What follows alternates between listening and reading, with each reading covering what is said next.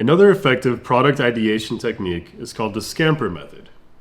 The SCAMPER method is something I personally use in addition to mind mapping to look at products from a different lens, both old and new products, and see how I could possibly change them, remove aspects of them, or even bundle them together when offering those products. SCAMPER stands for substitute, combine, adapt, modify, put to another use, eliminate, and rearrange or reverse. And it helps you look at products in a lot of different lenses and a lot of different aspects and change how they're offered to modern day markets. So we're going to go through the SCAMPER sections and go through 4 guided questions for each section, and as well as going through one of the full sections with my example that I previously mentioned of looking at a sustainable wood furniture company. So looking at the first section, S, substitute, there's 4 guided questions that I care the most about when looking at how to substitute certain aspects of that product. First of which is, what materials or resources can I substitute that are made to use that product? What are different elements of that product or process that can be replaced to give it a fresh angle? Are there cheaper or more sustainable materials or resources to substitute? And could a different approach or method be more effective in making or offering that product? The second section, combine. The 4 major questions would be, how can I combine my product with another product to make something new, or another characteristic or another feature to make something new? What are some related products or services that, if combined, could offer more value? And are there synergies between my product and another that can be explored, that possibly they both solve different problems separately, but when put together they're more effective? Or they offer value separately, but when put together they're more valuable? And the 4th question would be, can I combine that product and lead to a reduction in costs or increased efficiency in certain aspects of maybe the production or sourcing of materials for that product? For the 3rd section, A, adapt, the 4 major questions I would consider would be, what other context or environmental conditions can I put my product in, and can it be adapted to? What other places can you put it in that could be used? Are there any other markets or demographics that might benefit from this product that it's not currently offered in? Can this product serve a purpose that's different in a different environment or a different setting? And are there cultural or regional tweaks to that product that I can make that will make that product more adaptable globally? In today's world, and especially in the e-commerce world, we have to think globally because you do have access to multiple markets, multiple customers around the world, and not just where you're at. We're online, and online is everywhere now. The next section, M, modify. 4 guided questions would be, what can I tweak or modify in the current product to make it better than what's currently being offered?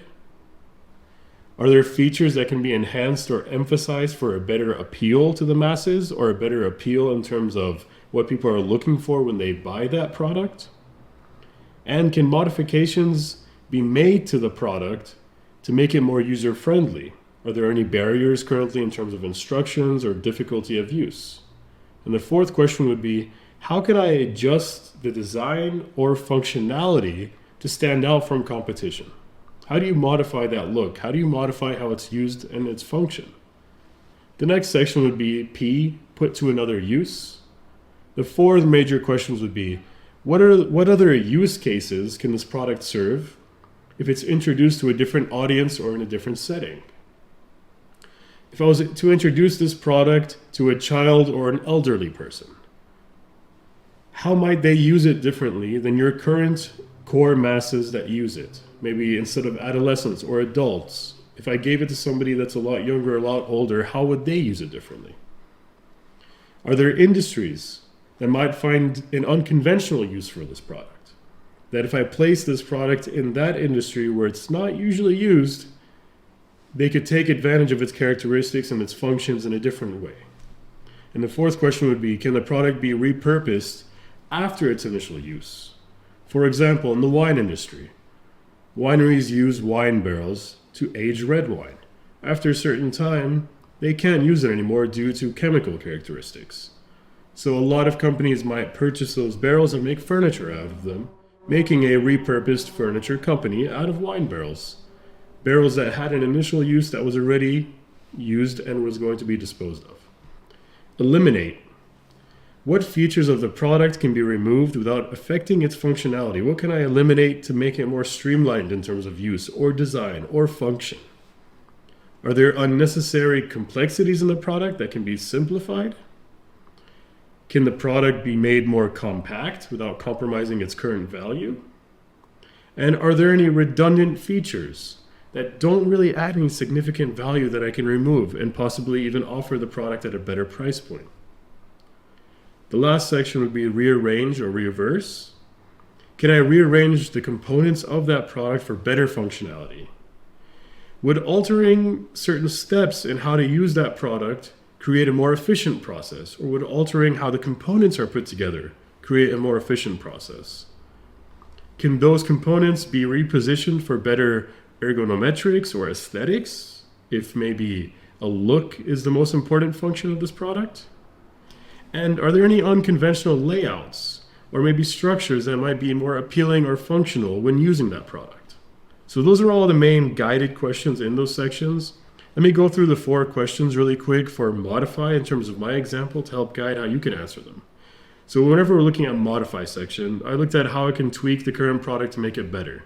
In my case, I might look at tweaking the ergonometrics of the seating of the furniture to make the chairs and stools more comfortable.